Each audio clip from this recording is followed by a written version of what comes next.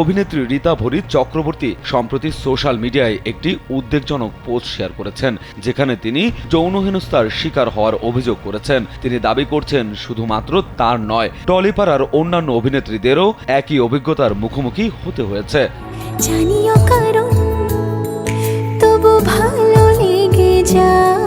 মালায়ালাম চলচ্চিত্র জগতে যৌন হেনস্থার প্রতিবেদন প্রকাশের পর রীতা ভরি পশ্চিমবঙ্গের মুখ্যমন্ত্রী মমতা বন্দ্যোপাধ্যায়ের কাছে দ্রুত তদন্তের আবেদন জানিয়েছেন। তিনি প্রশ্ন তুলেছেন, কেন বাংলা চলচ্চিত্র জগতে এমন পদক্ষেপ এখনো নেওয়া হয়নি।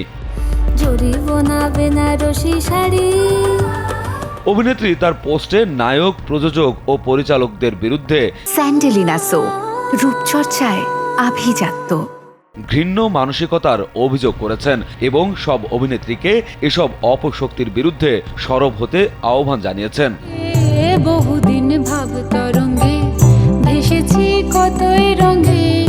রীতা ভরি পশ্চিমবঙ্গের মুখ্যমন্ত্রী মমতা বন্দ্যোপাধ্যায়ের উদ্দেশ্যে লিখেছেন, দিদি, আমাদের ইন্ডাস্ট্রিতেও তদন্তের প্রয়োজন রয়েছে এখনই। এটাকে গুরুত্ব দেওয়ার আগে আরও একটি ধর্ষণ বা যৌন হেনস্থার ঘটনা ঘটে যাক আমরা চাই না। রূপালী দুনিয়ায় রয়েছি বলে পুরুষরা আমাদের পণ্য বা তাদের যৌন তৃষ্ণা মেটানোর মাধ্যম হিসেবে দেখবে, এটা হতে পারে না। आंखों से आंखों की गपशप, होठों से yap yap yap yap yap. পশ্চিমবঙ্গের নারী কমিশনের সভাপতি লীনা গঙ্গোপাধ্যায় মনে করেন, অভিযোগ জানিয়ে আদৌ লাভ হবে না। টলিপাড়ায় নারী হেনস্থার ঘটনায় অনেক ক্ষেত্রে নারীরা এগিয়ে এসে অভিযোগ করতে ভয় পান বলে মনে করা হয়। রীতা ভরির করা পোস্টে লীনা বলেন, সোশ্যাল মিডিয়ায় অভিযোগ জানানো যথেষ্ট নয়, নির্দিষ্ট ফোরামে অভিযোগ দায়ের করা উচিত।